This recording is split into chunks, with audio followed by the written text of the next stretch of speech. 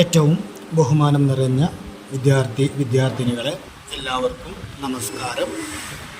ഇന്ന് നമ്മൾ ചർച്ച ചെയ്യാൻ പോകുന്ന അധ്യായം 13-ാമത്തെ പാഠഭാഗമാണ്. ജലമണ്ഡലം എന്ന് പറയുന്ന ഭാഗമാണ് ഇന്ന് നമ്മൾ ചർച്ച ചെയ്യാൻ പോകുന്നത്. എക്സാം ഓറിയൻറ്റഡ് ആയിട്ട് ഏറ്റവും പ്രധാനപ്പെട്ട ഭാഗങ്ങൾ ഉൾക്കൊള്ളിച്ചുകൊണ്ടുള്ള കാര്യങ്ങളാണ് നമ്മളിതിൽ ചർച്ച ചെയ്യുന്നത്.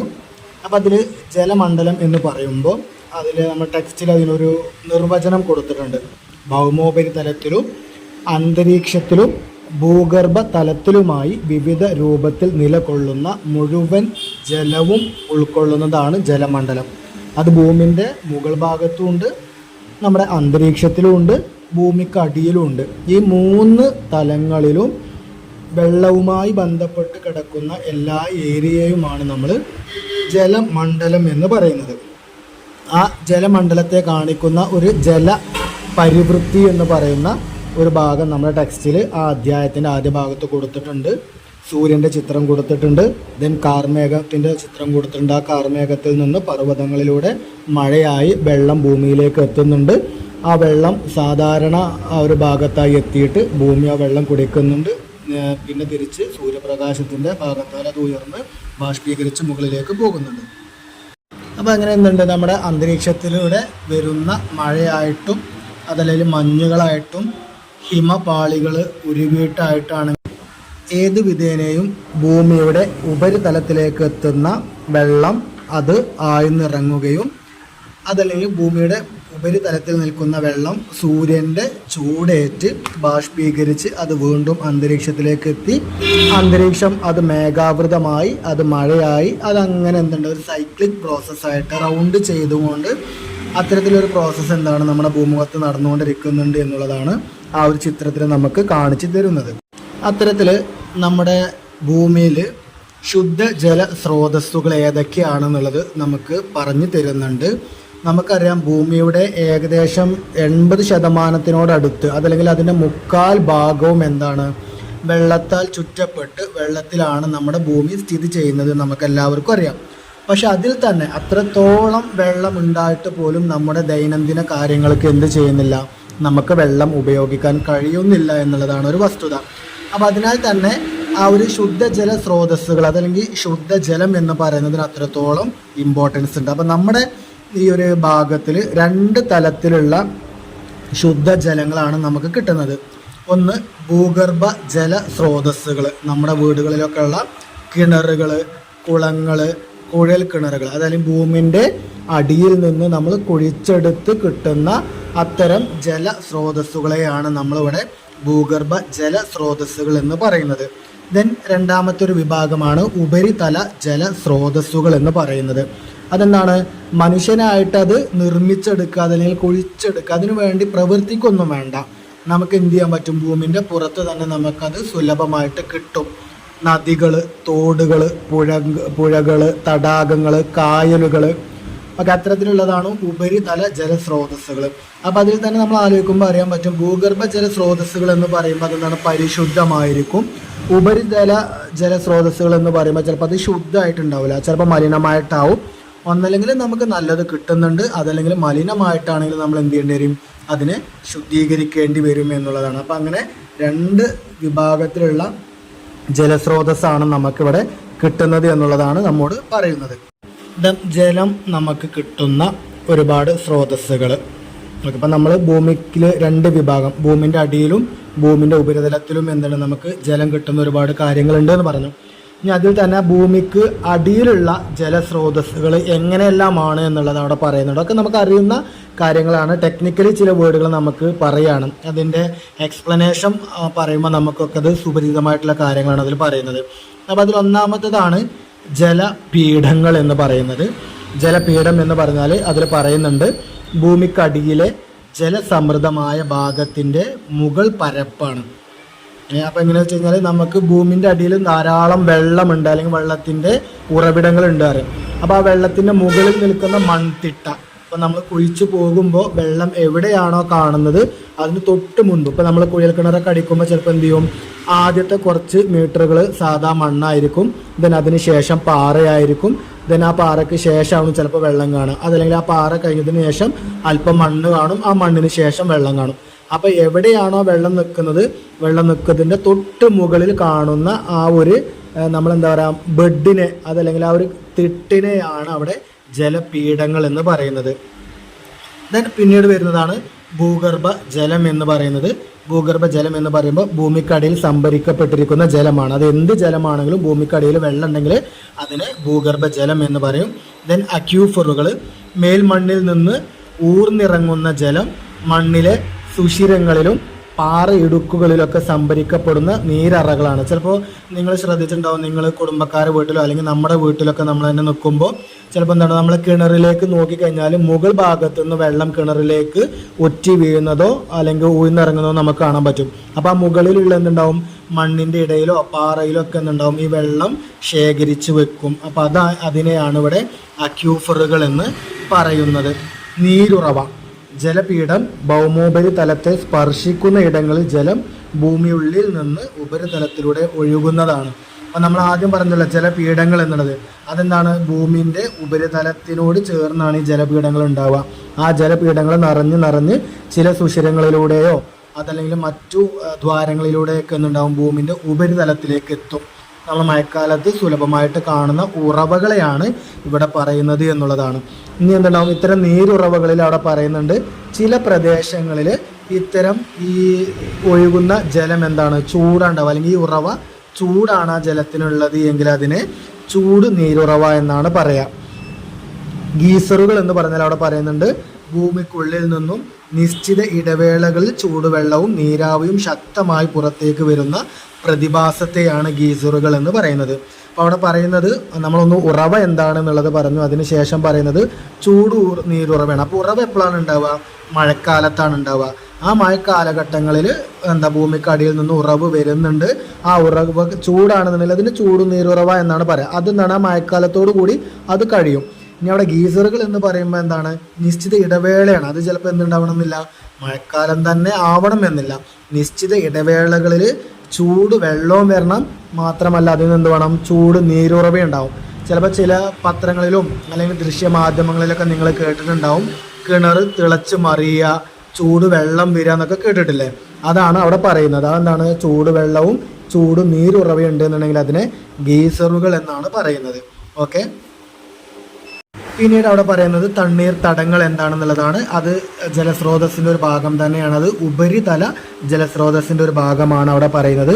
ഉപരിതല ജലം നമുക്ക് ആ പേരിൽ തന്നെ ഉണ്ട്. എന്താണ്, ഭൂമിൻ്റെ മുകളിൽ ജലം സംഭരിക്കപ്പെടുന്ന സ്വാഭാവിക ഇടങ്ങളാണ്. അത് ചിലപ്പോൾ എന്തുണ്ടാവും, നമ്മുടെ നാടുകളിൽ സ്വാഭാവികമായിട്ടും കാണുന്ന പാടങ്ങൾ, വയലുകൾ ഉണ്ടാവാം, കുളങ്ങൾ ഉണ്ടാവാം, ചതുപ്പ് നിലങ്ങൾ ഉണ്ടാവാം. അതൊക്കെയാണ് എന്താണ്, നമ്മളായിട്ട് ഉണ്ടാക്കുന്നതല്ല, പ്രകൃതി തന്നെ ആ വെള്ളത്തെ സംഭരിക്കാൻ വേണ്ടിയിട്ട് ഉണ്ടാക്കുന്ന ഇടങ്ങളാണ് തണ്ണീർ തടങ്ങൾ എന്ന് പറയാം. അവിടെ നിന്നുണ്ടാവും, നമുക്കറിയാം എപ്പോഴും വെള്ളത്തിൻ്റെ ഒരു പ്രസൻസ് ആണ് അവിടെ ഉണ്ടാവുക എന്നുള്ളതാണ് അവിടെ പറയുന്നത്. ഇതിന് ഏറ്റവും പ്രധാനപ്പെട്ട ഒരു ഭാഗം അവിടെ പറയുന്നുണ്ട് ജലമലിനീകരണം എന്ന് പറയുന്നത്. ജലത്തിൻ്റെ ഭൗതിക ഗുണങ്ങളിലും രാസഗുണങ്ങളിലും ജൈവപരമായ സവിശേഷതകളിലും വരുന്ന ഹാനികരമായ മാറ്റമാണ് ജലമലിനീകരണം. ഒരു വെള്ളം എങ്ങനെയാണ് മലിനമാവുക എന്നുള്ളത് നമുക്കൊക്കെ അറിയും അല്ലേ. എന്താണ്, നമ്മൾ രുചിക്കുമ്പോൾ അല്ലെങ്കിൽ മണുക്കുമ്പോൾ അതല്ലെങ്കിൽ നമ്മൾ അത് എന്തിനേലും കാര്യത്തിന് ഉപയോഗിക്കുമ്പോൾ അതിനൊന്നുണ്ടാവുക പാർശ്വഫലങ്ങൾ ഉണ്ടാവുക. അങ്ങനെ നിറം, മണം, രുചി വ്യത്യാസങ്ങളിലൊക്കെ ഉണ്ടാവുന്നതിനെയാണ് നമ്മളിവിടെ അതിൻ്റെ മലിനീകരണം എന്ന് പറയുക. ടെക്നിക്കലി നമ്മളോട് പറഞ്ഞെന്നുള്ളൂ. ആ ജലത്തിൻ്റെ ഭൗതിക ഗുണങ്ങളിലും, ഭൗതിക ഗുണം എന്ന് പറയുമ്പോൾ ചിലപ്പോൾ നമ്മൾ അലക്കാൻ, കുളിക്കാൻ, പാത്രങ്ങൾ കഴുകാൻ. ദെൻ രാസഗുണങ്ങളിൽ ചിലപ്പോൾ എന്തുണ്ടാവും, വെള്ളം നമ്മളാണെങ്കിൽ കഴുകുന്നും കാര്യങ്ങളൊക്കെ ഉണ്ടാവും, പക്ഷേ ആ വെള്ളത്തിൽ നിന്ന് ഇങ്ങോട്ട് അഴുക്കൾ പിടിക്കുന്നുണ്ട് അല്ലെങ്കിൽ അണുക്കൾ പിടിക്കുന്നുണ്ടെങ്കിലുണ്ട് അതിൻ്റെ രാസഗുണങ്ങളിൽ മാറ്റം ഉണ്ടാവും. ജൈവപരമായ സവിശേഷത പറയുമ്പോഴാണ് അതിൻ്റെ നിറം, മണം, രുചി എന്ന് പറയുന്നത്. അതിലൊക്കെ എന്തുണ്ട് മാറ്റങ്ങൾ വരുന്നുണ്ടെങ്കിൽ, പോസിറ്റീവ് അല്ല നെഗറ്റീവായിട്ടുള്ള മാറ്റങ്ങൾ വരുന്നുണ്ടെങ്കിൽ നമുക്ക് എന്ത് പറയാൻ പറ്റും, അതിനെ മലിനമാക്കിയിട്ടുള്ള അല്ലെങ്കിൽ മലിനമായിട്ടുള്ള ജലം എന്ന് പറയും എന്നുള്ളതാണ്. ഇത്തരം മലിനമായ അല്ലെങ്കിൽ ജലം മലിനമാക്കുന്ന ആ ഒരു പ്രതിഭാസത്തെ നിയന്ത്രിക്കാൻ, ജലമലിനീകരണം തടയാനുള്ള ഒരു വകുപ്പ് നമുക്കിവിടെ കേരളത്തിലുണ്ട്, ഇന്ത്യയിലുണ്ട്. ആ വകുപ്പാണ് ജല മലിനീകരണ നിരോധന നിയന്ത്രണ നിയമം എന്ന് പറയുന്നത്. വെള്ളങ്ങൾ ഇങ്ങനെയൊക്കെ മലിനമാകുന്നുണ്ടെങ്കിൽ നമുക്ക് എന്ത് ചെയ്യാൻ പറ്റും? ആ ഏറ്റവും പ്രധാനപ്പെട്ട കാര്യം എന്ന് പറയുന്നത് വെള്ളം ഒരിക്കലും നമ്മൾ എന്താക്കുക, മലിനമാക്കാതിരിക്കുക. മാത്രമല്ല ആവശ്യങ്ങൾക്ക് വേണ്ടി മാത്രം വെള്ളം ഉപയോഗിക്കുക, വെള്ളം പാഴാക്കാതിരിക്കുക എന്നുള്ളതാണ് നമ്മളാൽ മനുഷ്യൻ എന്നുള്ള നിലയിൽ നമുക്ക് ചെയ്യാൻ പറ്റുന്ന ഒരു ഘടകം. അതല്ലാതെ നമുക്ക് എന്ത് ചെയ്യാൻ പറ്റും? നമ്മൾ ആദ്യ തുടക്കത്തിലേ പറഞ്ഞു, ഏകദേശം 75%, 80% ഭൂമിയിൽ വെള്ളമാണ് എന്നുണ്ടെങ്കിലും ശുദ്ധജലത്തിൻ്റെ അഭാവം നമ്മൾ ഏകദേശം എന്നും ഡേ ബൈ ഡേ അനുഭവിച്ചുകൊണ്ടിരിക്കുന്ന ഏറ്റവും വലിയൊരു പ്രശ്നമാണ്. അപ്പോൾ അതുകൊണ്ട് നമുക്ക് എന്ത് ചെയ്യാൻ പറ്റും? നമുക്ക് പ്രകൃതിയാൽ തരുന്ന വെള്ളം അതിനെ സംരക്ഷിക്കാൻ വേണ്ടി കഴിയും, അല്ലെങ്കിൽ സംഭരിക്കാൻ വേണ്ടി കഴിയും എന്നുള്ളത്. അപ്പോൾ അത്തരത്തിൽ മഴവെള്ളം സംഭരിക്കാൻ വേണ്ടിയിട്ടുള്ള ഒരു 2 ഐഡിയാസ്, അതല്ലെങ്കിൽ 2 ഭാഗങ്ങൾ അവിടെ പറയുന്നുണ്ട്. ഒന്ന്, മേൽക്കൂര മഴവെള്ള സംഭരണം. നമ്മളെ കുട്ടിക്കാലം മുതൽ തന്നെ നമ്മൾ ചെയ്തു വരുന്ന അല്ലെങ്കിൽ കണ്ടുവരുന്ന കാര്യം, മഴക്കുഴികൾ നിർമ്മിക്കുക. ടെറസിൻ്റെ വീടാണെങ്കിൽ അല്ലെങ്കിൽ ഓടിൻ്റെ വീടാണെങ്കിൽ വെള്ളമെല്ലാം ഒരു ഭാഗത്ത് ശേഖരിച്ച് അതൊരു പൈപ്പിലൂടെ നമ്മുടെ കിണറ്റിലേക്ക് ഇടുക, അതല്ലെങ്കിൽ ഒരു മഴക്കുഴിയിലേക്ക് എത്തിക്കുക. അല്ലൊക്കെ എന്താണ്, നമ്മുടെ മുറ്റത്ത് നിന്ന് അല്ലെങ്കിൽ നമ്മൾ തൊടിയിൽ നിന്ന് വെള്ളം മറ്റൊന്നിലേക്ക് ഒഴുകി പോവാതെ നമ്മുടെ ഭൂമിയിൽ തന്നെ അതിന് ആഴ്ന്നിറങ്ങാൻ പറ്റുന്ന രീതിയിലുള്ള സംഭരണികളെയാണ് അവിടെ പറയുന്നത്, മേൽക്കൂര മഴവെള്ള സംഭരണി എന്ന് പറയുന്നത്. ദെൻ ഉപരിതല നീരൊഴുക്കിൻ്റെ സംഭരണം. അപ്പോൾ നമ്മളൊക്കെ എന്തുണ്ടാവും, മഴ പെയ്തു കഴിഞ്ഞാൽ നമ്മളെ മുറ്റങ്ങളിൽ അല്ലെങ്കിൽ തൊടുകളിലൊക്കെ വെള്ളം കെട്ടി നിൽക്കുമ്പോൾ ആ വെള്ളത്തിന് നമ്മൾ എന്ത് ചെയ്യും, ഒരു ചാലാക്കി ഇങ്ങാണ്ട് എന്ത് ചെയ്യും, അതിനൊഴുക്കി വിടും. അങ്ങനെ ഒഴുക്കി വിടാതെ അതിനെ സംരക്ഷിക്കുന്നതിന് അല്ലെങ്കിൽ സംഭരിക്കുന്നതിനെയാണ് അവിടെ ഉപരിതല നീരൊഴുക്കിൻ്റെ സംഭരണം എന്ന് പറയാം. അതിനുള്ള ഉദാഹരണങ്ങൾ അവിടെ കൊടുത്തിട്ടുണ്ട്. തണ്ണീർത്തടങ്ങൾ സംരക്ഷിക്കുക. നമ്മൾ കെട്ടിടങ്ങൾ നിർമ്മിക്കാൻ വേണ്ടിയിട്ട് അല്ലെങ്കിൽ വ്യവസായങ്ങൾ തുടങ്ങാൻ വേണ്ടിയിട്ട് ഇത്തരം തണ്ണീർത്തടങ്ങൾ എന്താണ്, നമ്മൾ മണ്ണിട്ട് നികത്തും. ഓക്കെ, അപ്പം നമുക്കൊക്കെ അറിയാൻ പറ്റും, നമ്മുടെ നാടുകളിലൊക്കെ ഇഷ്ടംപോലെ കണ്ടുവരുന്നതാണ്. ആ തണ്ണീർത്തടങ്ങൾ സംരക്ഷിക്കണം. പിന്നെ വനങ്ങൾ നിലനിർത്തണം, മരങ്ങൾ നമ്മൾ വെട്ടി നശിപ്പിക്കാതെ. ഇനി അങ്ങനെ ഒരു സിറ്റുവേഷൻ നമുക്ക് വരികയാണെങ്കിൽ പുതിയ മരത്തൈകളൊക്കെ നമ്മൾ വെച്ച് പിടിപ്പിച്ചുകൊണ്ട് എന്ത് ചെയ്യണം, ആ വനങ്ങൾ നമ്മൾ സംരക്ഷിക്കണം. കാരണം വെള്ളത്തിനെയും മണ്ണിനെയും മണ്ണൊലിപ്പിനെയും സംരക്ഷിച്ച് നിർത്തുന്നത് വനങ്ങളാണ്. അപ്പോൾ ആ വനങ്ങൾ നമ്മൾ നിലനിർത്തണം, മരങ്ങൾ വെച്ച് പിടിപ്പിക്കണം. ദെൻ ബഹുനില കൃഷി ചെയ്യണം. എന്നും ഒരേ സമയം കാലാകാലങ്ങളിൽ ഒരേ കൃഷി ചെയ്യാതെ വലിയ വലിയ മരങ്ങൾ വെച്ച് പിടിക്കുക, വലിയ വലിയ കൃഷികൾ ചെയ്യുക. തട്ടുകൃഷി, ഇപ്പം മല ഇടങ്ങളൊക്കെ ആണെന്നുണ്ടെങ്കിൽ അതിനെ തട്ടുകൾ ഓരോരോ പ്ലോട്ടുകളാക്കിങ്ങാണ്ട് തരംതിരിച്ചിട്ട് ആദ്യ പ്ലോട്ടിൽ ഒരു കൃഷി, അടുത്ത പ്ലോട്ടിൽ വേറൊരു കൃഷി, അങ്ങനെ തട്ടുകളാക്കിങ്ങാണ്ട് കൃഷി ചെയ്യാൻ വേണ്ടിങ്ങാണ്ട് ഇതാക്കണം. പിന്നെ പുതിയ ഇടയിൽ നമുക്കറിയാം, കൃഷിയൊക്കെ ചെയ്ത് കഴിഞ്ഞാൽ കുറച്ച് കാലം നമ്മളതിനെ ഫ്രീ ആക്കും. അപ്പോൾ അവിടെ നമ്മൾ തോലിടുക, അതല്ലെങ്കിൽ മരങ്ങളുടെ ശിഖരങ്ങളൊക്കെ കടിഞ്ഞുകൊണ്ട് ഇടുന്ന ഒരു സംരംഭം, അതാണ് പുതിയ ഇടയിൽ എന്ന് പറയാം. തടയണകൾ നിർമ്മിക്കുക, തോടുകളിലും അതല്ലെങ്കിൽ പാടങ്ങളിലൊക്കെ എന്ത് ചെയ്യുക, വെള്ളം കെട്ടി നിർത്താൻ വേണ്ടിങ്ങാണ്ട് അതിനെ ബണ്ട് കെട്ടുക, അതാണ് തടയണ എന്ന് പറയാം. പിന്നെ കയ്യാലകൾ നിർമ്മിക്കുക. അപ്പോൾ തോടൊക്കെ ആണെന്നുണ്ടെങ്കിൽ അതിൻ്റെ ഭിത്തികളൊക്കെ പൊളിഞ്ഞ് ചാടാനായിട്ടുണ്ടെങ്കിൽ ഇപ്പം നിങ്ങൾ ശ്രദ്ധിച്ചിട്ടുണ്ടാവും, നെറ്റ് കൊടുങ്ങാണ്ട് ഒക്കെ കുടുംബശ്രീക്കാരൊക്കെ ചെയ്യുന്നത് കണ്ടിട്ടുണ്ടാവും. നെറ്റിട്ടുങ്ങാണ്ട് ആ ഒരു പൊളിഞ്ഞാടാനായ ആ ഒരു ഇതിനെ സംരക്ഷിച്ച് നിർത്തുക. അതേമാതിരി നമ്മൾ നേരത്തെ പറഞ്ഞ മഴക്കുഴികളൊക്കെ നിർമ്മിക്കുക, അതിനെ സംരക്ഷിക്കുക എന്നുള്ളതാണ് അടുത്തൊരു ഭാഗത്ത് പറയാം. അപ്പം അത്തരം കാര്യങ്ങളിലൂടെയൊക്കെ എന്ത് ചെയ്യാൻ പറ്റും, നമ്മുടെ ഉപരിതലത്തിലേക്കും അതല്ലെങ്കിൽ ഭൂമിൻ്റെ ഉള്ളറയിലേക്കും നമുക്ക് കിട്ടുന്ന മഴവെള്ളത്തിനെ നമുക്ക് സംരക്ഷിച്ച് നിർത്താൻ വേണ്ടി പറ്റുന്നു എന്നുള്ളതാണ്. അടുത്ത നമ്മുടെ എക്സാമിനൊക്കെ ഏറ്റവും ഇമ്പോർട്ടൻ്റ് ആയിട്ട് വരാറുള്ള ഒരു ഭാഗമാണ് ലോകമഹാസമുദ്രങ്ങൾ ഒറ്റ നോട്ടത്തിൽ എന്ന് പറയുന്ന ഹെഡിങ്ങിൽ നമ്മുടെ ടെക്സ്റ്റിൻ്റെ ഭാഗത്ത് കൊടുത്തിട്ടുണ്ട്. 182-ാമത്തെ പേജിൽ നമുക്കറിയാം, നമ്മൾ ആദ്യം പറഞ്ഞതുപോലെ ലോകത്തിൽ അല്ലെങ്കിൽ നമ്മുടെ ഈ ഭൂഗോളത്തിൽ ഏകദേശം 75% വെള്ളത്താൽ അല്ലെങ്കിൽ സമുദ്രത്താൽ ചുറ്റപ്പെട്ടാണ് നമ്മൾ കിടക്കുന്നത്. അപ്പോൾ അത്തരത്തിൽ നോക്കുകയാണെന്നുണ്ടെങ്കിൽ പ്രധാനമായിട്ടും 5 സമുദ്രങ്ങളാണ് നമുക്ക് ഭൂമിക്ക് ചുറ്റുമായിട്ട് നമുക്ക് കാണാൻ വേണ്ടി പറ്റുക. അത് ഏറ്റവും വലുതും ഏറ്റവും ഇമ്പോർട്ടൻ്റ് ആയിട്ടുള്ള ഒന്നാണ് പസഫിക് സമുദ്രം എന്ന് പറയുന്നത്. നമുക്കറിയാം, ഈ എക്സാമിനൊക്കെ ഏറ്റവും ഇമ്പോർട്ടൻ്റ് ആയിട്ട് ചോദിക്കാറുണ്ട്, ഈ പസഫിക് സമുദ്രത്തിലെ ഏറ്റവും ആഴം കൂടിയിട്ടുള്ള ഭാഗം ഏതാണ് എന്നുള്ളത്. ചലഞ്ചർ ഗർത്തം എന്നാണ് അത് പറയാറുള്ളത്. അപ്പോൾ പസഫിക് സമുദ്രമെന്നും പസഫിക് സമുദ്രത്തിലെ ഏറ്റവും ആഴം കൂടിയ ഭാഗം ചലഞ്ചർ ഗർത്തമാണ് എന്നുള്ളതും നമ്മൾ ഓർത്തു വെക്കണം. then രണ്ടാമത്തെ ഒന്നാണ് അറ്റ്ലാന്റിക് സമുദ്രം. ഈ അറ്റ്ലാന്റിക് സമുദ്രത്തിലെ ഏറ്റവും ആഴം കൂടിയ ഭാഗമാണ് പ്യൂരിട്ടോറിക്കോ ഗർത്തം എന്ന് പറയുന്നത്. അപ്പോൾ പ്യൂരിട്ടോറിക്കോ ഗർത്തം എന്ന് പറയുന്നത് അറ്റ്ലാന്റിക് സമുദ്രത്തിലും ചലഞ്ചർ ഗർത്തം എന്നുള്ളത് പസഫിക് സമുദ്രത്തിലാണ് എന്നുള്ളത് നമ്മൾ ഓർത്തു വെക്കണം. ദെൻ പിന്നീട് വരുന്നതാണ് നമ്മുടെ ഇന്ത്യൻ മഹാസമുദ്രം എന്ന് പറയുന്നത്. ആ ഇന്ത്യൻ മഹാസമുദ്രത്തിൽ ഏറ്റവും ആഴം കൂടിയിട്ടുള്ള ഒരു ഭാഗമാണ് വാർട്ടൺ ഗർത്തം എന്ന് പറയുന്നത്. അപ്പോൾ വാർട്ടർ ഗർത്തം ഏതാണ് എന്നുള്ളത്, പ്യൂർട്ടോറിക്കോ ഗർത്തം എന്നുള്ളത്, ചലഞ്ചർ ഗർത്തം എന്ന് പറയുന്നത് ഓർത്തു വെക്കണം. ദെൻ ആർട്ടിക് സമുദ്രം എന്ന് പറയുന്നത് അവിടെ ഏറ്റവും ആയം കൂടിയ ഭാഗത്തിന് തന്നെ ആകെ 5180 കിലോമീറ്റർ. അതിനൊരു പ്രത്യേക സ്ഥലപ്പേര് അവിടെ പറയുന്നില്ല. ദെൻ അന്റാർട്ടിക് സമുദ്രമാണ്. ആ അന്റാർട്ടിക് സമുദ്രം എന്ന് പറയുന്നത് നമുക്കറിയാം ഭൂമിയുടെ 2 ധ്രുവ പ്രദേശങ്ങളിലായിട്ട് നിൽക്കുന്നതാണ്. അപ്പോൾ അതുകൊണ്ട് തന്നെ ഫുൾ ടൈം അവിടെ മഞ്ഞ് അതല്ലെങ്കിൽ ഐസു കട്ടകളാണ് അവിടെ ഉണ്ടാവുക. അപ്പോൾ അതുകൊണ്ട് തന്നെ അവിടെയാണ് ദക്ഷിണ സമുദ്രം എന്ന പേരിലാണ് അത് അറിയപ്പെടുന്നത്. കാരണം 2 ധ്രുവ പ്രദേശങ്ങളിലാവുമ്പോൾ അതിൻ്റെ നമ്മുടെ ലോകഭൂപടമൊക്കെ എടുത്ത് നോക്കിക്കഴിഞ്ഞാൽ അറിയാം അതിൻ്റെ താഴ്ഭാഗത്ത് തെക്കേ ഭാഗത്താണ് അന്റാർട്ടിക്ക കിടക്കുന്നത്. അതുകൊണ്ടാണ് അന്റാർട്ടിക് സമുദ്രം പറയുന്നത്. അപ്പോൾ അതുകൊണ്ടാണ് അതിനെ ദക്ഷിണ സമുദ്രം എന്നുള്ള പേരിൽ പറയുന്നത്. അപ്പോൾ നമ്മൾ പ്രധാനമായിട്ട് നോക്കിയത് പസഫിക് സമുദ്രമാണ്. ആ പസഫിക് സമുദ്രത്തിലെ ഏറ്റവും ഇമ്പോർട്ടൻ്റ് ആയിട്ടുള്ള ഭാഗം, ഏറ്റവും ആയം കൂടിയ ഭാഗമാണ്, അതിനെ ചലഞ്ചർ ഗർത്തം എന്നാണ് പറയുന്നത്. രണ്ടാമത് പറഞ്ഞ അറ്റ്ലാന്റിക് സമുദ്രമാണ്. അറ്റ്ലാന്റിക് സമുദ്രത്തിലെ ഏറ്റവും ആയം കൂടിയ പ്രദേശമാണ് പ്യൂർട്ടോറിക്കോ ഗർത്തം എന്ന് പറയുന്നത്. മാത്രമല്ല അതിൻ്റെ അവിടെ 2 കാര്യം കൂടി പറയുന്നുണ്ട്. ഒന്നാമത് ഈ സമുദ്രം എന്ന് പറയുന്നത് നീളത്തിലാണ് കിടക്കുന്നത് എന്ന് പറയുന്നുണ്ട്. പിന്നെ അതിൻ്റെ സെൻട്രലായിട്ട് ഏകദേശം ഒരു പർവ്വതം, ഒരു മല അവിടെ ഉണ്ട്, അതിനെ മധ്യ അറ്റ്ലാന്റിക് പർവ്വത നിര എന്നും പറയുന്നുണ്ട് എന്നുള്ളതാണ് അവിടെ പറയുന്നത്. ദെൻ പിന്നീട് നമ്മൾ പറഞ്ഞത് ഇന്ത്യൻ മഹാസമുദ്രമാണ്. അതിനെ വാർട്ടൺ ഗർത്തം എന്നാണ് അതിൻ്റെ പറയുന്നത്. പിന്നെ ആർട്ടിക് സമുദ്രം, അന്റാർട്ടിക് സമുദ്രത്തിൻ്റെ പ്രത്യേകത നമ്മൾ നോക്കി ദക്ഷിണ സമുദ്രം എന്നുള്ള പേരിലാണ് അതിനെ അറിയപ്പെടുന്നത്. അപ്പോൾ ഇത്രയും കാര്യങ്ങളാണ് അവിടെ സമുദ്രങ്ങളെക്കുറിച്ച് നമ്മൾ പറയുന്ന ആ ഒരു ഭാഗത്ത് അവിടെ ഉള്ളത്. അപ്പോൾ നമ്മൾ ആ ഒരു ഭൂപടമൊക്കെ ഗ്ലോബൊക്കെ തന്നിട്ട് നമുക്ക് അതിൻ്റെ എന്താണ് ഒരു ചിത്രം സഹിതം നമുക്ക് അവിടെ തന്നിട്ടുണ്ട് എന്നുള്ളതാണ്. പിന്നീട് അതുപോലെ തന്നെ നമ്മുടെ ഈ സമുദ്രങ്ങളെക്കുറിച്ച് പറയുമ്പോൾ നമുക്ക് തെറ്റിദ്ധാരണകൾ ഉണ്ടാകുന്ന ഒന്നാണ്. ഈ സമുദ്രങ്ങൾ എന്ന് പറയുന്നതും കടൽ എന്ന് പറയുന്നതും രണ്ടാണ്. ഓക്കെ, അപ്പോൾ നമ്മൾ ഈ സമുദ്രങ്ങൾ ഉണ്ടെങ്കിൽ കൂട്ടത്തിൽ നമ്മൾ എന്താണ് ഇന്ത്യൻ മഹാസമുദ്രം പറഞ്ഞു, പക്ഷെ അറബിക്കടൽ പറഞ്ഞില്ല. ഈ അറബിക്കടൽ എന്താണ് ഇന്ത്യൻ മഹാസമുദ്രത്തിൻ്റെ ഭാഗം തന്നെയാണ്. അപ്പോൾ അതിൽ നമുക്ക് വ്യക്തത വരുത്താൻ വേണ്ടിയിട്ട് കുറച്ച് കാര്യങ്ങൾ അവിടെ പറയുന്നുണ്ട്. ഒന്നാമത്തേത് ഉൾക്കടൽ എന്താണെന്ന് പറയുന്നുണ്ട്. 3 വശങ്ങളും കരയാൽ ചുറ്റപ്പെട്ടതിനെയാണ് ഇവിടെ ഉൾക്കടൽ എന്ന് പറയാം. ദ്വീപ് എന്ന് പറഞ്ഞാൽ 4 വശങ്ങളും എന്താണ് സമുദ്രത്താൽ ചുറ്റപ്പെട്ട കരഭാഗത്തെയാണ് ദ്വീപ് എന്ന് പറയാം. ഉപദ്വീപ് എന്ന് പറയുന്നത് 3 വശങ്ങളും സമുദ്രത്താൽ ചുറ്റപ്പെട്ട വൻകര ഭാഗങ്ങളെയാണ് ഉപദ്വീപ് എന്ന് പറയുക. അപ്പോൾ ഉൾക്കടലും ഉപദ്വീപും മാറരുത്. ഉൾക്കടൽ എന്ന് പറഞ്ഞാൽ 3 വശം എന്താണ് കരയാണ്. അപ്പോൾ നമ്മൾ ഗുജറാത്തിൻ്റെ ഭാഗമൊക്കെ നോക്കുമ്പോൾ ആ ഗുജറാത്തിൻ്റെ താഴ്ഭാഗത്തിൽ കുറച്ചൊന്നുള്ളിലേക്ക് തള്ളിയതായിട്ട് നമുക്ക് കാണാൻ പറ്റും. അപ്പോൾ അതിന് 3 വശം കരയാണ്. എന്നാൽ എന്തുണ്ടാവും, അതിൻ്റെ ഒരു വശം കരയിലേക്ക് കയറിയിട്ടുണ്ടാവും. അതാണ് ഉൾക്കടൽ എന്ന് പറഞ്ഞാൽ.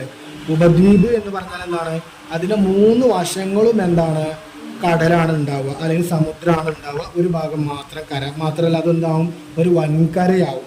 അപ്പോൾ നമ്മൾ ഏഷ്യ വൻകരയിൽ ഇന്ത്യ നിൽക്കുന്ന സ്ഥാനം നമുക്കറിയാൻ വേണ്ടി പറ്റും. ഇന്ത്യയുടെ പടിഞ്ഞാറ് ഭാഗത്ത് അറബിക്കടൽ, അതിൻ്റെ കിഴക്ക് ഭാഗത്ത് മറ്റേ ഇന്ത്യൻ മഹാസമുദ്രമൊക്കെ നിൽക്കുക. അങ്ങനെ 3 ഭാഗത്തും കടലുണ്ട്, ഒരു ഭാഗത്ത് മാത്രമാണ് കരൾ. അപ്പോൾ അതിനെയാണ് ഉപദ്വീപ് എന്ന് പറയാം. ഇനി കടലിടുക്ക് എന്ന് പറയുമ്പോൾ 2 കരകൾക്കിടയിലുള്ള ഇടുങ്ങിയ സമുദ്രഭാഗമാണ് ഏത് കടലിടുക്ക് എന്ന് പറയുന്നത്. ഓക്കെ, ഇതിൽ ഇനിയിപ്പോൾ ഞാൻ ആദ്യം തുടക്കത്തിൽ പറഞ്ഞാൽ സമുദ്രവും കടലും ഒന്നല്ല എന്ന് പറഞ്ഞു. ശരിക്കും എന്താണ് ഈ സമുദ്രം എന്ന് പറയുന്നത് നമ്മൾ കണ്ണെത്താ ദൂരത്തോളം വിശാലമായി കിടക്കുന്നതാണ്. അതിൻ്റെ ജസ്റ്റ് കരയോട് ചേർന്ന് കിടക്കുന്ന ഒരു നിശ്ചിത ഏരിയ മാത്രമാണ് കടൽ എന്ന് പറയുന്നത്. നമുക്ക് കടൽ എന്ന് പറഞ്ഞാൽ അത് മൊത്തമാണ്. ആ കണ്ണെത്താ ദൂരത്തേക്ക് കിടക്കുന്നത് ഫുള്ള് കടലാണ്. അത് കടലല്ല, അത് സമുദ്രങ്ങളാണ്. നമ്മൾ കാണുന്ന ആ ചെറിയ പ്രദേശം മാത്രമാണ് നമ്മൾ എന്ത് പറയുക കടല് എന്ന് പറയുന്നത്. ഓക്കെ, കൺഫ്യൂഷനുകൾ വരരുത്. അപ്പോൾ സമുദ്രം എന്താണ് എന്നുള്ളതും ഉൾക്കടൽ എന്താണെന്നുള്ളതും ദ്വീപ് എന്താണെന്നുള്ളതും ഉപദ്വീപ് കടലിടുക്ക് എന്താണെന്ന് നമ്മൾ പറഞ്ഞു. കടൽ എന്താണെന്ന് പറയുന്നത് സമുദ്രം എന്ന് പറയുമ്പോൾ പ്രധാനമായിട്ടും 5 സമുദ്രങ്ങളാണ്. Pacific, Atlantic, Indian, Arctic and Antarctic എന്ന് പറയുന്ന സമുദ്രങ്ങൾ മാത്രമേ ഉള്ളൂ. ഓക്കെ, ബാക്കി നമ്മൾ കാണുന്ന ഇപ്പോൾ കോഴിക്കോടുള്ളതും അതിൽ താനൂരുള്ളതും തിരൂരുള്ളതും ഒക്കെ എന്താണ് കടലാണ്. ആ സമുദ്രത്തിൻ്റെ ജസ്റ്റ് ഒരു ഭാഗം മാത്രമേ നമ്മൾ കാണുന്നുള്ളൂ. അതുകൊണ്ടാണ് അതിനെ കടൽ എന്ന് പറയുന്നത്. അടുത്ത ഭാഗത്തായിട്ട് പറയുന്നത് സമുദ്ര ജലത്തിലെ താപ വിതരണം എന്താണ് എന്നുള്ളതാണ്. ഇപ്പോൾ നമ്മൾ കഴിഞ്ഞ 2 അധ്യായങ്ങളിലായിട്ട് നമ്മൾ നോക്കിയിട്ടുണ്ടായിരുന്നത് നമ്മളെ വായുവിലുണ്ടായിരുന്ന താപനില അല്ലെങ്കിൽ കാറ്റിലുണ്ടാവുന്ന താപത്തിൻ്റെ വ്യത്യാസം. അതുപോലെയാണ് ഇവിടെ സമുദ്രജലം, കടൽ എന്ന് നമ്മൾ പറയുന്ന ആ സമുദ്രജലത്തിൻ്റെ ചൂട്, താപം, അതിലുണ്ടായിരുന്ന വിതരണം, അതിൻ്റെ ഏറ്റക്കുറച്ചിൽ എന്താണെന്നുള്ളതാണ് പറയുന്നത്. അപ്പോൾ നമ്മൾ കഴിഞ്ഞ ഒരു അധ്യായങ്ങളിൽ പറഞ്ഞതുപോലെ തന്നെ ഈ ജലത്തിൻ്റെ താപവിതരണം നടത്തുന്നതിൽ നിന്നുണ്ടാവും മാറ്റങ്ങൾ അങ്ങോട്ടും ഇങ്ങോട്ടും ഉണ്ടാവും എന്നുള്ളതാണ് പറയുന്നത്. അപ്പോൾ അതിലെ ഒന്നാമത്തെ ഘടന അല്ലെങ്കിൽ അതിന് കുറച്ച് ഫാക്ടേഴ്സ് അല്ല, അങ്ങനെ മാറ്റം വരാനുള്ള ചില കാരണങ്ങളാണ് പറയുന്നത്. അതിലൊന്നാമത്തെ കാരണമാണ് അക്ഷാംശീയ സ്ഥാനത്തിന് അനുസരിച്ച് സമുദ്രജലത്തിൻ്റെ താപവിതരണത്തിലും മാറ്റങ്ങൾ ഉണ്ടാകുമെന്നാണ് പറയുന്നത്. ഇപ്പോൾ നമ്മൾ കഴിഞ്ഞ ക്ലാസ്സിൽ കൺഫേം ആയിട്ട് നമ്മൾ നോക്കിയിട്ടുണ്ടായിരുന്ന അക്ഷാംശവും രേഖാംശവും എന്താണ് എന്നുള്ളത്. ആദ്യം അതാണ് മനസ്സിലാക്കേണ്ടത്. നമ്മുടെ ഗ്ലോബിൽ അതല്ലെങ്കിൽ ഭൂപടത്തിൽ ലംബമായിട്ട് മുകളിൽ നിന്ന് താഴേക്ക് ഉള്ള വരകളെയാണ് നമ്മൾ രേഖാംശ രേഖകൾ, ലോഞ്ചിറ്റ്യൂഡ്സ് എന്ന് പറയുന്നത്. ഇനി അതേപോലെ ഇടത്ത് നിന്ന് വലത്തോട്ട് വരക്കുന്ന നേർരേഖകളെയാണ് നമ്മൾ ലാറ്റിറ്റ്യൂഡ്സ് അല്ലെങ്കിൽ അക്ഷാംശ രേഖകൾ എന്ന് പറയുന്നത്. അതിൽ ഗ്ലോബിൽ ഏറ്റവും സെൻട്രലായിട്ട് കിടക്കുന്നതാണ് ഭൂമധ്യരേഖ എന്ന് പറയുന്നതിനെയാണ് നമ്മൾ 0 ഡിഗ്രി അക്ഷാംശ രേഖ അതല്ലെങ്കിൽ 0 ഡിഗ്രി ലാറ്റിറ്റ്യൂഡ് എന്ന് പറയുന്നത്. അപ്പോൾ ആ വരകൾ ഇടത്തു നിന്ന് വലത്തോട്ട് കിടക്കുന്ന ആ വരകളിൽ ഉള്ള സ്ഥാനത്തിനനുസരിച്ച്, അപ്പോൾ ആ ഭൂമധ്യരേഖയിൽ നിന്ന് താഴോട്ടാണ് രാജ്യങ്ങൾ നിൽക്കുന്നത് അല്ലെങ്കിൽ താഴെയുള്ള വരകളിലാണ് രാജ്യം നിൽക്കുന്നത്, അതല്ലെങ്കിൽ മുകളിലുള്ള വരകളിലാണ് രാജ്യം നിൽക്കുന്നത് എങ്കിൽ ആ സ്ഥാനം, അങ്ങനെ നിൽക്കുന്ന സ്ഥാനങ്ങൾക്ക് എന്തുണ്ടാവും, അവിടെ ഉണ്ടാകുന്ന താപവിതരണത്തിൽ മാറ്റമുണ്ട്. അപ്പോൾ നമ്മൾ ആദ്യം പറഞ്ഞിട്ടുണ്ടായിരുന്നു ഭൂമധ്യ രേഖയോട് ചേർന്നുള്ള പ്രദേശങ്ങളിലാണ് ഏകദേശം മാർച്ച് മാസങ്ങളിൽ ചൂട് നല്ലോണം ഉണ്ടാവുക. അപ്പോൾ ആ പ്രദേശങ്ങളിൽ എന്തുണ്ടാവും, ആ രേഖകൾ നിൽക്കുന്ന സമുദ്രങ്ങൾ ഉണ്ടെങ്കിൽ അവിടെ ചൂട് പിടിക്കും. അപ്പോൾ നേരെ മറിച്ച് ഉത്തരാർദ്ധഗോളത്തിൽ അതിന് ദക്ഷിണാർദ്ധഗോളത്തിൽ ധ്രുവ പ്രദേശങ്ങളിൽ വരമ്പ് നിൽക്കുന്ന രാജ്യങ്ങളിൽ കൊടും ശൈത്യമാണ് ഉണ്ടാവുക. അപ്പോൾ അതേപോലെ ആ അക്ഷാംശ രേഖകളിൽ ഉണ്ടാകുന്ന വ്യതിയാനത്തിനനുസരിച്ച് എന്തുണ്ടാവും, സമുദ്രജല താപത്തിൽ മാറ്റം ഉണ്ടാവാം, കൂടുകയോ കുറയുകയോ ചെയ്യാം. അതാണ് ഒന്നാമത്. രണ്ടാമത്തെ ഘടകം പറയുന്നത് നിശ്ചിത വ്യാപ്തം സമുദ്രജലത്തിൽ അടങ്ങിയിട്ടുള്ള ലവണത്വത്തിന്റെ അളവിന് സമുദ്രജല ലവണത്വം എന്നാണ് പറയുന്നത്. അപ്പോൾ നമ്മൾ ആദ്യം പറഞ്ഞ ഘടകം എന്താണ്, സമുദ്രജലത്തിന്റെ ആ ഒരു താപത്തിലുള്ള വിതരണം എന്താണ് എന്നാണ് പറയുന്നത്. രണ്ടാമത്തെ പറയുന്നത് നിശ്ചിത വ്യാപ്തം. നമ്മളൊരു ബക്കറ്റ് അതല്ല എന്നുണ്ടെങ്കിൽ ഒരു കോപ്പ ഒക്കെ എടുക്കുകയാണെന്നുണ്ടെങ്കിൽ അതിലുള്ള വെള്ളം സമുദ്രജലമാണ് കേട്ടോ പറയുന്നത്, നോർമൽ വെള്ളമല്ല. ആ സമുദ്രജലത്തിൽ എത്രത്തോളം ലവണത്വമുണ്ട്, ലവണത്വം എന്ന് പറഞ്ഞാൽ നമുക്ക് എന്താ പറയുക, ഒരു ഉപ്പ് രുചിയൊക്കെ, സലൈനിറ്റി എന്നാണ് പറയുക, ഉപ്പ് രുചി എന്നാണ്. ഓക്കെ, അപ്പോൾ അതിൽ നമ്മൾ എടുക്കുന്ന ആ പാട്ടയിൽ എത്രത്തോളം ഉപ്പ് രുചി ഉണ്ട് അതാണ് എന്ത്, സമുദ്രജല ലവണത്വം എന്ന് പറയുന്നത്. ഒരു സമുദ്രത്തിൻ്റെ ശരാശരി ലവണത്വം എന്ന് പറയുന്നത് 35 സഹസ്രാംശമാണ് എന്നുള്ളതാണ് പറയുന്നത്. അപ്പോൾ അതിൽ സമുദ്രജല താപവിതരണത്തിൽ പറയുന്ന ഒറ്റ ഘടകമാണ് പറയുന്നത് ആ സമുദ്രം നിൽക്കുന്നത് അക്ഷാംശ രേഖകളിൽ ഏതിലാണ്, അതിനനുസരിച്ച് ചൂടിലും തണുപ്പിലും മാറ്റം ഉണ്ടാവും. പിന്നെ എന്തുണ്ടാവും, ഓരോ സമുദ്രത്തിലും എന്തുണ്ടാവും, സമുദ്രജല ലവണത്വം ഉണ്ടാവും. അതിൽ എത്രത്തോളം ഉപ്പുരുചി ഉണ്ട് അതുണ്ടാവും. ഉപ്പുരുചി കൂടുകയാണെങ്കിൽ ലവണത്വം കൂടുതൽ എന്നും, ഉപ്പുരുചി കുറവാണെങ്കിൽ ലവണത്വം കുറവ് എന്നും പറയും. ദെൻ അതിൻ്റെ ശരാശരി ലവണത്വം എന്ന് പറയുന്നത് 35 സഹസ്രാംശമാണ് എന്നുള്ളതാണ് അവിടെ പറയുന്നത്. ഇനി നമ്മൾ പറഞ്ഞ ആ സമുദ്രജല ലവണത്വം മാറ്റാനുള്ള ഘടകങ്ങൾ പറയുന്നുണ്ട്. പ്രധാനമായിട്ടും 4 ഘടകങ്ങളാണ് പറയുന്നത്.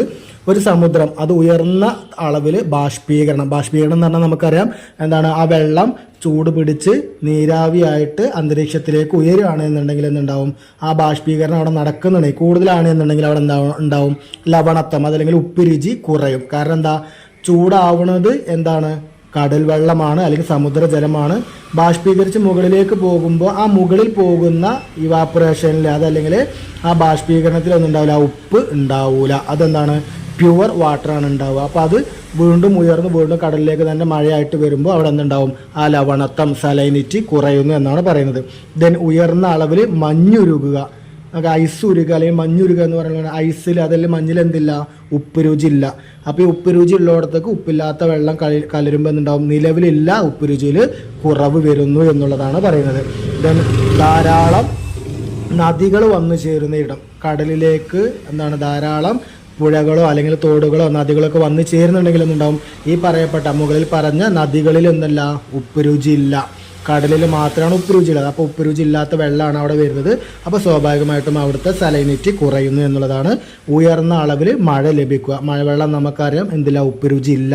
അപ്പോൾ അതുകൊണ്ട് മഴവെള്ളം ധാരാളം എത്തുന്നുണ്ടെങ്കിൽ അവിടെ എന്തുണ്ടാവും, അവിടെ അതിൻ്റെ ലവണത്വം കുറയുന്നു എന്നാണ് പറയുന്നത്. ഇനി നമ്മൾ ഈ പറഞ്ഞ 4 ഘടകങ്ങൾക്ക് ഓപ്പോസിറ്റാണ് ഉണ്ടാവുന്നതെങ്കിൽ, ബാഷ്പീകരണം തീരെ നടക്കുന്നില്ലെങ്കിൽ അവിടെ സലൈനിറ്റി കൂടും.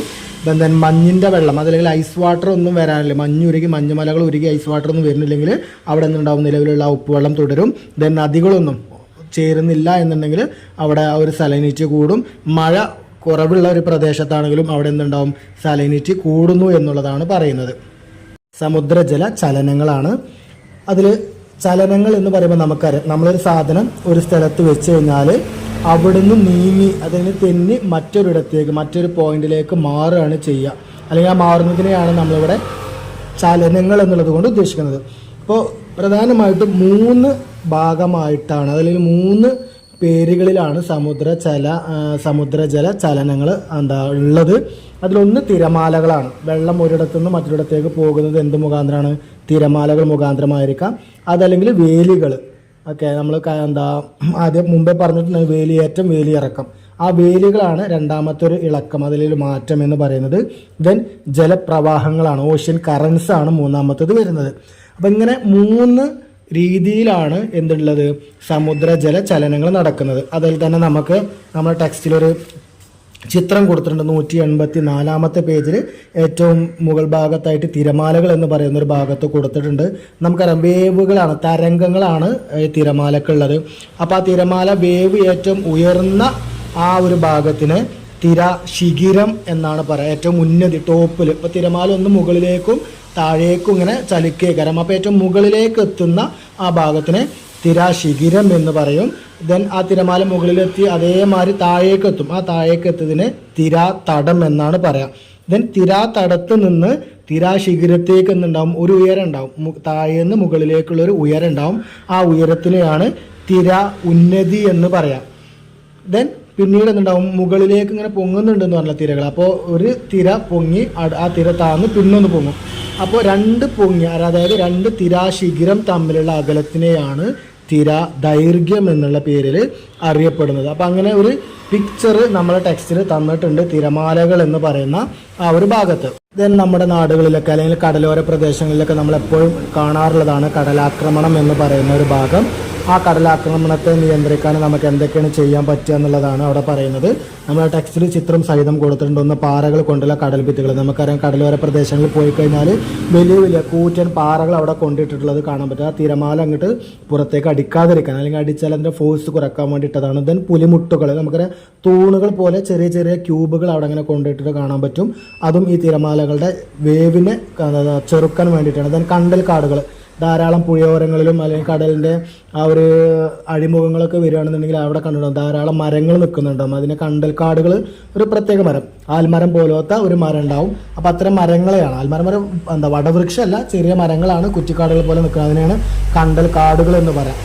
അപ്പോൾ അത്രയും കാര്യങ്ങളൊക്കെ ചെയ്യുകയാണെന്നുണ്ടെങ്കിൽ എന്ത് ചെയ്യാൻ പറ്റും, ഈ കടലാക്രമണം തീരത്തേക്ക് വരുന്നതിനും അതിൻ്റെ ആക്രമണം കൊണ്ടുള്ള പ്രശ്നങ്ങളൊക്കെ ചെറുക്കാനും നമുക്ക് കഴിയുന്നു എന്നുള്ളതാണ്. ദെൻ ചാകര, നമുക്കറിയാം മഴക്കാലമൊക്കെ മൺസൂണൊക്കെ കഴിഞ്ഞ് കഴിഞ്ഞാൽ, അതായത് ട്രോളിംഗ് ഒക്കെ നിരോധനം അവസാനിച്ച് കഴിഞ്ഞാൽ പിന്നെ നമുക്ക് ചാകര എന്ന് പറയുന്നത് ധാരാളം മീൻ സുലഭമായിട്ട് കിട്ടുന്നൊരു സംഗതി ഉണ്ടാവാറുണ്ട്. അതാണ് അവിടെ പറയുന്നത്. അപ്പോൾ ചാകര എന്താണെന്ന് പറയുന്നുണ്ട്, ചെളി നിറഞ്ഞുണ്ടാകുന്ന ചിറകളിലെ പോഷകം നിറഞ്ഞ കലക്കവെള്ളത്തിലെ പ്ലവകങ്ങളും ചെളിയും ഭക്ഷിക്കാൻ ചെമ്മീൻ, മത്തി, അയല മുതലായ മത്സ്യങ്ങൾ കൂട്ടമായി എത്തുന്നതാണ്. അപ്പോൾ നമുക്കറിയാം കടലിലേക്ക് ധാരാളം പ്രദേശങ്ങളിൽ നിന്ന് അല്ലെങ്കിൽ ധാരാളം പുഴകളിൽ നിന്നൊക്കെ വെള്ളം എത്തുന്നുണ്ടെങ്കിൽ ആ വെള്ളങ്ങളിൽ ചെളിയൊക്കെ ഉണ്ടാകും. ഈ ചെളിയൊക്കെ നിറഞ്ഞെടുത്ത ധാരാളം പാടകൾ, അതല്ലെങ്കിൽ എന്താ പറയുക ചപ്പുകളല്ല, ഒരു പച്ച കളറിലുള്ള ചെറിയ ചെറിയ സാധനങ്ങൾ ഇങ്ങനെ ഉണ്ടാവും. നമ്മൾ അതിനെന്താ പറയുക പ്ലവകം എന്നാണ് ഇവിടെ ഉപയോഗിച്ചിട്ടുള്ളതെങ്കിൽ നമ്മളെ നാട്ടുമ്പുറമായ ഭാഷയിൽ ചെറിയ ചളി എന്നൊക്കെ പറയാം, അതിൽ പായൽ എന്നൊക്കെ പറയാൻ പറ്റില്ല. അങ്ങനെ ആ പായൽ പോലത്തെ സാധനങ്ങളൊക്കെ ഭക്ഷിക്കാൻ വേണ്ടിയിട്ട് ചെറുമീനുകളായിട്ടുള്ള ചെമ്മീനും മത്തി, അയല പോലത്തെ മീനുകളൊക്കെ കൂട്ടമായിട്ട് എത്തുന്ന, അവർ ഗ്യാങ് ആയിട്ട് എത്തുന്ന ഒരു ഭാഗത്താണ്. എന്നിട്ട് അങ്ങനെ അവർ വരികയും അതിനെ വല വീശി പിടിച്ച് ധാരാളം ആ മീൻ കിട്ടുകയും ചെയ്യുന്നതിനെയാണ് ഇവിടെ ചാകര എന്നുള്ളത് കൊണ്ട് അർത്ഥമാക്കുന്നത്. അടുത്തൊരു ഭാഗത്തായിട്ട് ഏറ്റവും ഇമ്പോർട്ടൻ്റ് ആയിട്ടുള്ളൊരു കാര്യം പറയുന്നുണ്ട്, വേലികൾ, ടൈഡ്സ് എന്താണെന്നുള്ളത് പറയുന്നുണ്ട്. വേലിയേറ്റവും വേലിയിറക്കമാണ് അവിടെ പറയുന്നത്. അപ്പോൾ അതിൽ വേലികൾ എന്താണെന്ന് പറയുന്നുണ്ട്, നിശ്ചിത ഇടവേളകളിൽ സമുദ്രജലനിരപ്പിലുണ്ടാകുന്ന തിരമാലകളുടെ ഉയർച്ച താഴ്ചകളെയാണ് വേലികൾ. അത് എന്താവാം, ചിലപ്പോൾ ഉയർച്ചയാവാം, കരയിലേക്ക് വരുന്നതാകാം, അതല്ലെങ്കിൽ താഴ്ച കടലിൽ ഉള്ളിലേക്ക് പോകുന്ന പ്രതിഭാസമാവാം. അത് രണ്ടായാലും അതിനെ വേലികൾ എന്ന് പറയാൻ പറ്റും. ഇനി അതിനെ വേലി ഇറക്കം എന്താണെന്ന് പറയുന്നുണ്ട്. സമുദ്രജലം അതിൻ്റെ വിതാന ഉയർച്ചയെ വേലിയേറ്റമെന്നും വിതാനത്തിൻ്റെ താഴ്ചയെ വേലിയിറക്കമെന്നും പറയുന്നു എന്നാണ് പറയുന്നത്. അപ്പോൾ നമ്മൾ പറഞ്ഞത് സമുദ്രജലം നിശ്ചിത അളവിൽ കൂടിങ്ങാണ്ട് കരയിലേക്ക് വരികയാണെന്നുണ്ടെങ്കിൽ അതിനെ വേലിയേറ്റമെന്നും നിശ്ചിത അളവിൽ നിന്ന് ഉൾവലിഞ്ഞ് ഉള്ളിലേക്ക് പോകുന്ന പ്രതിഭാസത്തെ വേലി ഇറക്കം എന്നുള്ളതാണ് പറയുന്നത്. അപ്പോൾ അതിൻ്റെ ഒരു ചിത്രം നമ്മുടെ ടെക്സ്റ്റിലൊക്കെ കൊടുത്തിട്ടുണ്ട്, വേലിയേറ്റം വേലിയിറക്കം. അപ്പോൾ അതിൽ നമുക്ക് കാണാൻ വേണ്ടി പറ്റും നമ്മുടെ സൂര്യനും ചന്ദ്രനും നേർരേഖയിൽ വരിക. ആദ്യം സൂര്യന്, പിന്നെ ചന്ദ്രന്, പിന്നെ ഭൂമി, അങ്ങനെ നേർരേഖയിലേക്ക് വരികയാണെന്നുണ്ടെങ്കിൽ നമുക്കറിയാം സൂര്യനും ചന്ദ്രനും ഒരേപോലെ അതിൻ്റെ ഗുരുത്വാകർഷണം ഭൂമിയെ പിടിച്ച് വലിക്കുന്നുണ്ടാവും. അങ്ങനെ വലിക്കുമ്പോൾ അതിൻ്റെ ഫോഴ്സിലേക്ക് മാറുന്നത് ആ ഭാഗങ്ങളിൽ ആകർഷിക്കുന്ന ആ ഭാഗങ്ങളിൽ എന്തുണ്ടാവും, വേലിയേറ്റം ഉണ്ടാവും.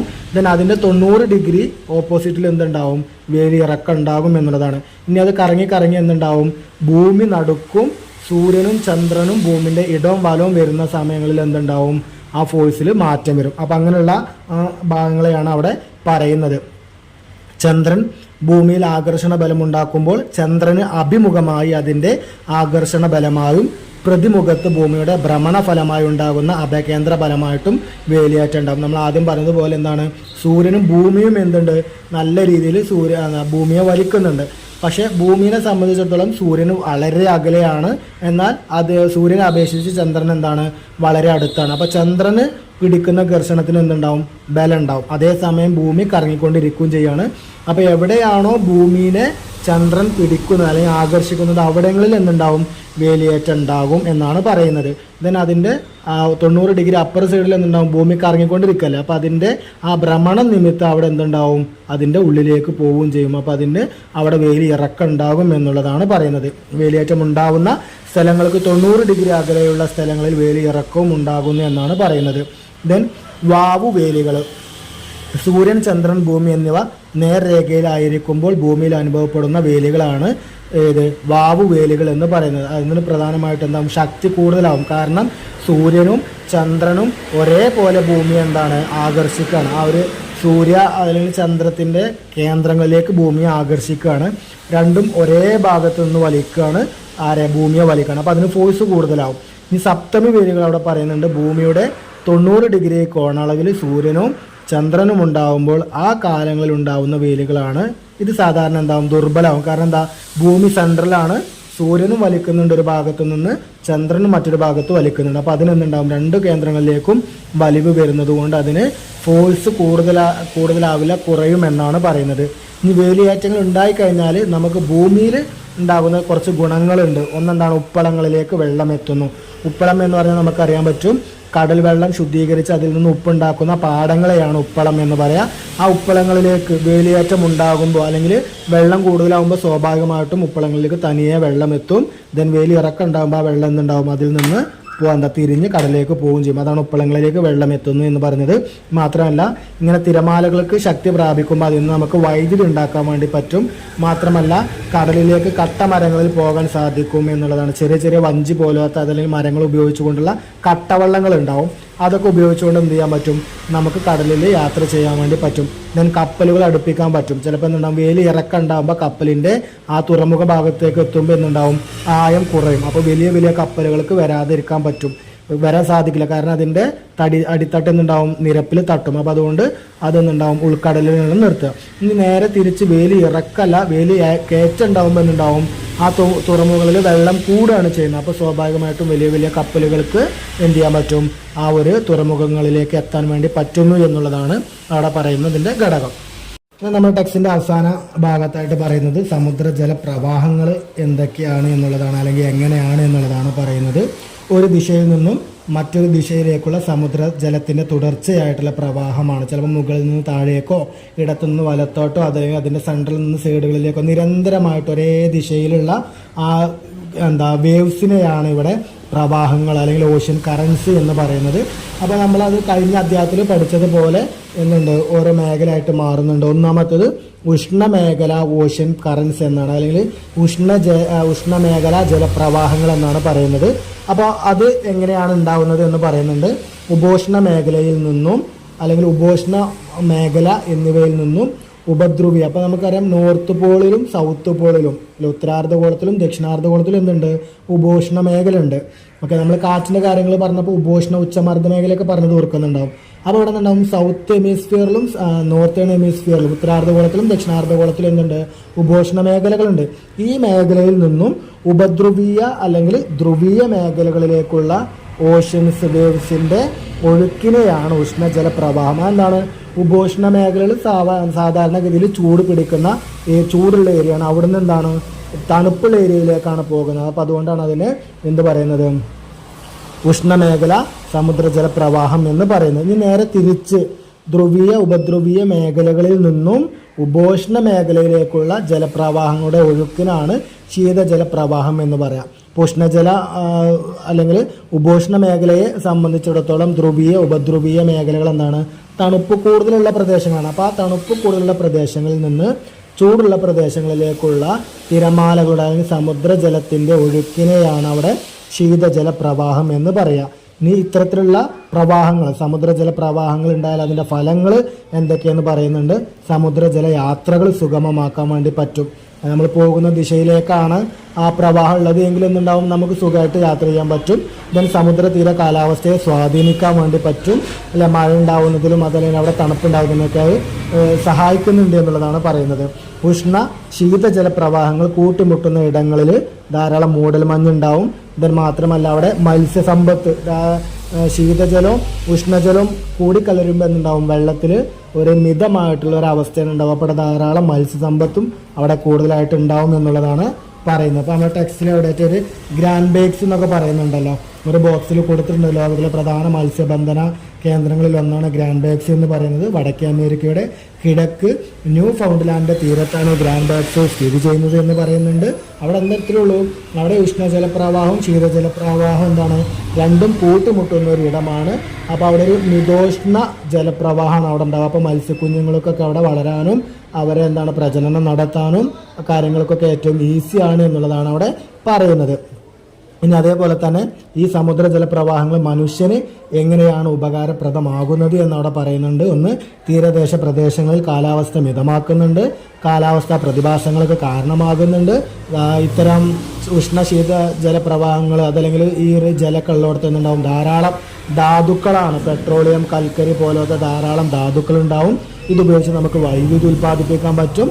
ഇത്തരം ഏരിയകളിൽ നിന്ന് നമുക്ക് ധാരാളം മത്സ്യസമ്പത്ത് ലഭിക്കുന്നുണ്ട്. ഔഷധ മേഖലയാണ്.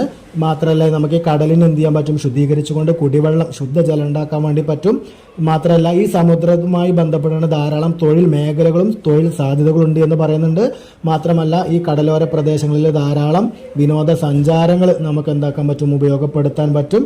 മാത്രമല്ല ബൾക്കായിട്ടുള്ള വലിയ വലിയ സാധനങ്ങളൊക്കെ, ഇപ്പം നമുക്കറിയാം ഇന്ത്യ പോലുള്ള സാധനങ്ങളിലൊക്കെ ഉണ്ടാവും, വലിയ സാധനങ്ങളൊക്കെ കപ്പലുകളിലാണ് വരിക. അപ്പം അത്തരം കുറഞ്ഞ ചെലവിൽ ഉൽപ്പന്നങ്ങൾ സമുദ്രത്തിൻ്റെ ഒരു ഭാഗത്തു നിന്ന് മറ്റൊരു ഭാഗത്തേക്ക് വളരെ കുറഞ്ഞ ചിലവിൽ കൊണ്ടുപോകാൻ പറ്റും. ഇപ്പം നമ്മളറിയാം കരമാർഗ്ഗമാണ് ഏറ്റവും കൂടുതൽ കോസ്റ്റ് ആയിട്ട് ഉണ്ടാവുക. പിന്നെ നമുക്ക് എയർ ഭാഗത്ത് നിന്നുണ്ടാവും അത്യാവശ്യം കോസ്റ്റ്ലി വരുന്നുണ്ട്. പക്ഷേ എത്ര ഭാരമുള്ള വസ്തുക്കളാണെന്നുണ്ടെങ്കിലും വളരെ സിമ്പിളായിട്ട് എന്ത് ചെയ്യാൻ പറ്റും, ഈ സമുദ്രങ്ങൾ അല്ലെങ്കിൽ ജലപ്രവാഹങ്ങളൊക്കെ ഉപയോഗിച്ച് സമുദ്രങ്ങളിലൂടെ ഒരു നാട്ടിൽ നിന്ന് മറ്റൊരു നാട്ടിലേക്കൊക്കെ വളരെ കുറഞ്ഞ കോസ്റ്റിൽ നമുക്ക് എത്തിക്കാൻ വേണ്ടി കഴിയുന്നു എന്നുള്ളതാണ്. അപ്പോൾ നമ്മൾ അതിൻ്റെ ഒക്കെ ഒരു ഭാഗമായിട്ട് തന്നെ കൊച്ചിൻ ഷിപ്പ് യാർഡിലൊക്കെ ഇപ്പോൾ നിങ്ങൾ ശ്രദ്ധിച്ചിട്ടുണ്ടാവും, കഴിഞ്ഞ ഒരു 2 ആഴ്ച മുൻപ് ലോകത്തിലെ തന്നെ വലിയ കപ്പലുകളിൽ ഒന്നായിട്ടുള്ള ഒരു കപ്പൽ അവിടെ വന്നു, നങ്കൂരിട്ടൊന്നും സാധനങ്ങൾ ഇറക്കുമതി ചെയ്തു അല്ലെങ്കിൽ കയറ്റി ചെയ്തു എന്നൊക്കെ നമ്മൾ ദൃശ്യ മാധ്യമങ്ങളിലൊക്കെ കണ്ട കാര്യങ്ങളാണ്. അപ്പോൾ ഇത്രയും കാര്യങ്ങളാണ് നമ്മുടെ ഈ ഒരു ജലമണ്ഡലം എന്ന് പറയുന്ന ഒരു അധ്യായത്തിൽ പറയാനുള്ളൂ. ഓക്കെ, അപ്പോൾ നമ്മൾ അത്യാവശ്യം എക്സാം ഓറിയൻറ്റഡ് ആയിട്ടുള്ള കാര്യങ്ങളാണ് നമ്മൾ നോക്കിയിട്ടുള്ളത് എന്നുകൂടി നമ്മൾ ഓർമ്മപ്പെടുത്തുകയാണ്. ഓക്കെ, എല്ലാവർക്കും നന്ദി, നമസ്കാരം.